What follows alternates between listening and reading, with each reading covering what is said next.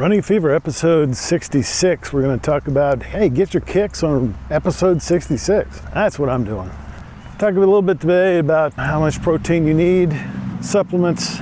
I am at the same, I started at the Botanical Gardens here, Lake Fayetteville Trail, and it took me about 5 minutes to get here from my house. Probably going to be coming here more often just to save time. Feeling really good today. I've been working out pretty heavily the last couple of times in the gym, which would be yesterday and then 2 days before that. Well, yesterday was the first time I did it this week.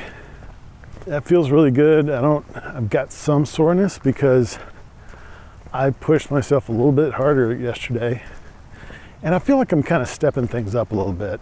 I mean, I definitely feel like that. I'm adding a half mile to the run, walk, ramping up because I just started with the strength training. I'm not as afraid to use my arms as I was and do some upper body stuff. For one thing, I don't really think that it's damaging to me, even if it may sometimes be painful, because I don't think the pain is related to muscles. Now, tendons, it could be because I'm damaging my tendons, so I want to be careful about that. But until I go and see the neurosurgeon or orthopedic surgeon, whoever I'm going to see about my back, I will definitely ask there if it's okay to lift weights and do all the things that I'm doing. That is not what I've heard so far. My doctor said basically, if it's not hurting you, it's okay to do it. And I've not been feeling a lot of pain. And I'm trying to remember to take Advil and all this stuff. Got my hydration today, did not take the Advil. I've been taking more of it at home because I know I've got this back issue. So I know I'm mixing in medical and fitness reports, which is okay. I think you can figure it out, and maybe you don't even need to. So it's overall about health, so all of these things fit together. This side of the trail is shadier. It is in the 80s today, so relatively warm. So a little bit about information. There is a lot of information that is easily available, but information is not necessarily good or true, and you really have to sift through it to get some good information. I think I'm a pretty smart guy, so I can usually figure out, generally speaking, whether it's good stuff or garbage. But just a little disclaimer, when I talk about stuff on this type of episode where I'm just kind of walking along and talking to you about things that I've been looking into, I usually have consulted more than one source, but it's not information that I necessarily endorse completely. Now, I started doing a little thing called Fever Facts, and this is information that I have researched a little more deeply and will probably add in to the mix as short episodes that will be Monday specials, like some of them that you've already heard so far. Basically anything that's not me on the trail is going to be a Monday special anymore, because I have a lot more material. But just because it's, only some of those are going to be what I call fever facts, and I'll let you know. And a fever fact is something that it really takes quite a bit of effort, because this is a single fact, really. Probably no more than a 5-minute podcast. But I have spent probably an hour at least researching that material. And the reason is I don't feel comfortable giving you that information and saying it's true unless I've looked at some enough resources and what I consider to be credible resources that I feel not, I mean, you can never be 100% certain, right? Because even the experts don't really know, but I've consulted what I consider to be credible sources, and I endorse that information. But part of the learning process is really getting ideas. That's a lot of what I throw out as I'm looking through, and I've corrected myself as I'm learning. I'm passing that information on to you. For example, I talked about the cutting diet and thinking that, oh, that's just a fat loss diet. And not long ago, last episode, I kind of explained that sort of drinking water is part of that, matched up with the dehydration process. That is the cut that bodybuilders do right before a competition or a photo shoot, or an actor does before he goes in to shoot that shirt off scene. And it's not something you really, not only not something you should do, you can't really do it on an ongoing, long-term, day-to-day basis. Wow, that sentence was right out of the Department of Redundancy department. So there's my disclaimer.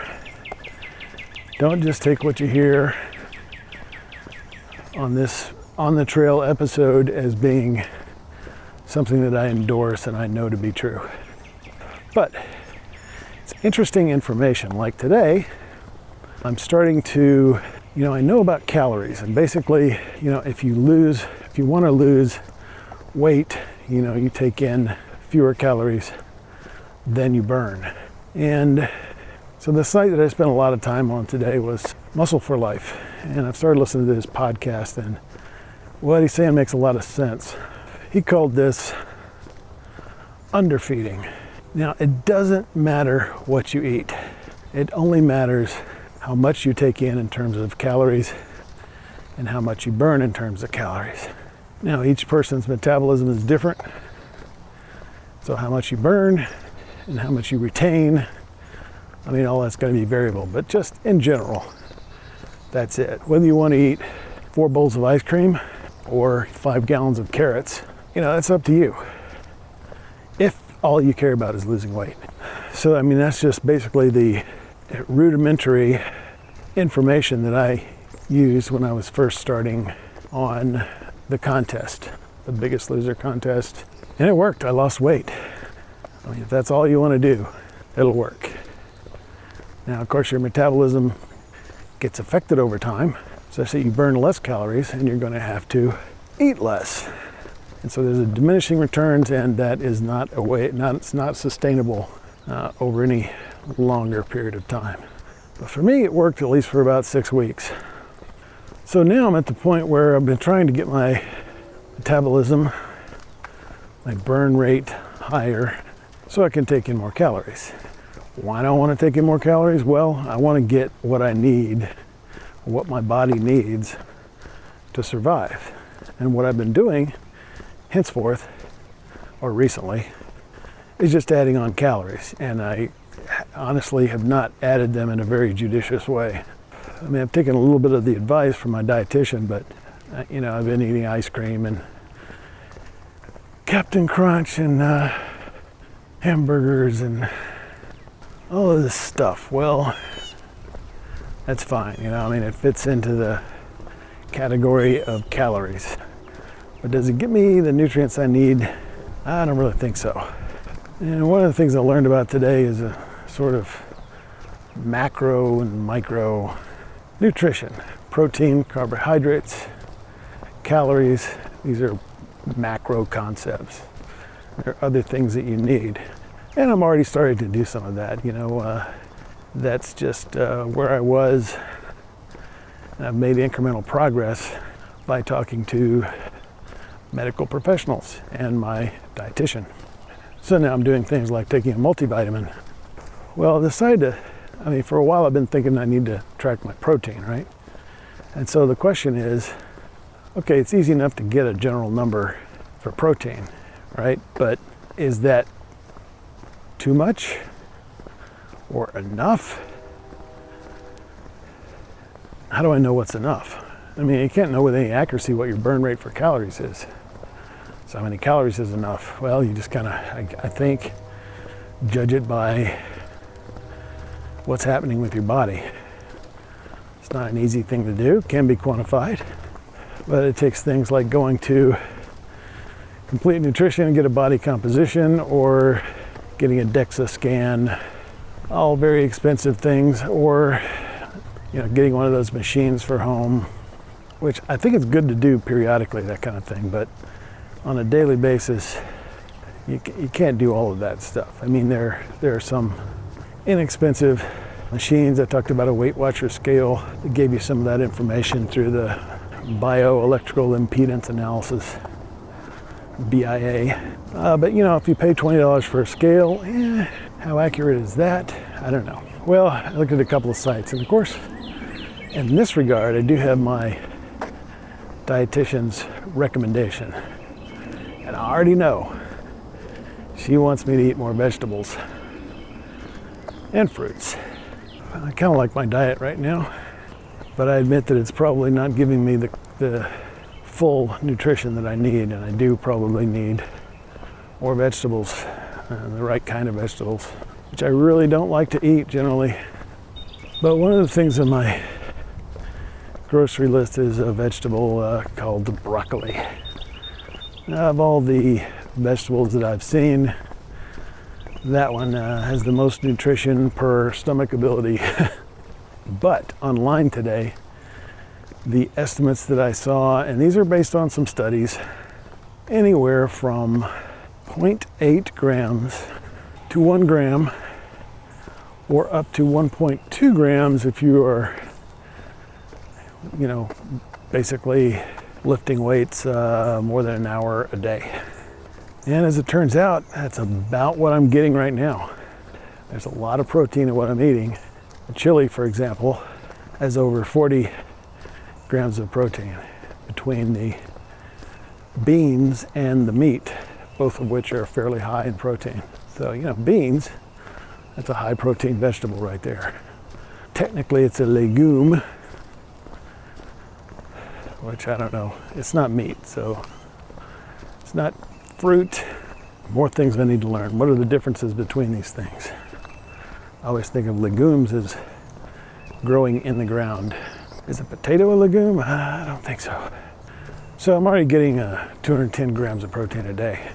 And I just took my typical meal plan for that, which is surprisingly the same on many days.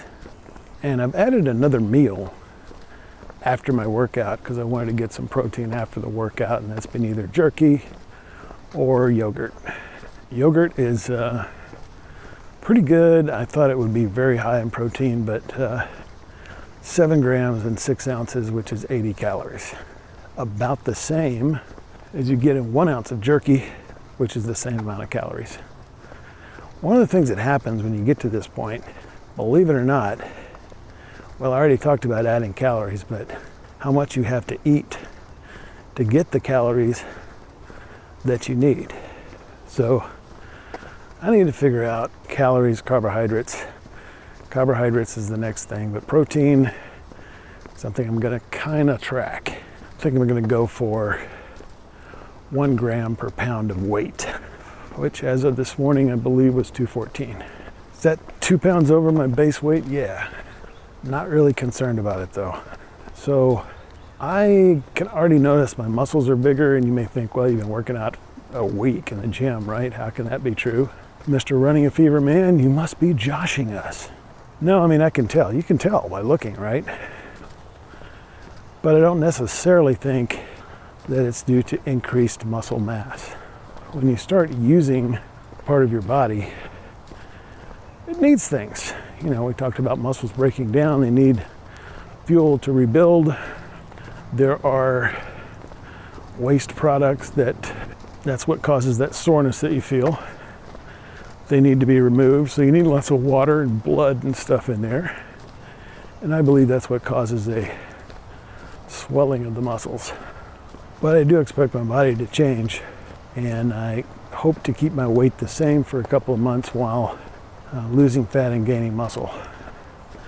And I think it's pretty easy to see in the mirror, but I also want to periodically do a body composition analysis.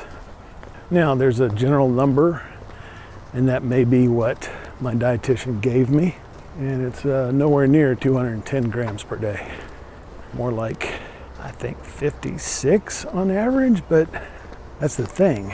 An average person, there's no such thing as an average person.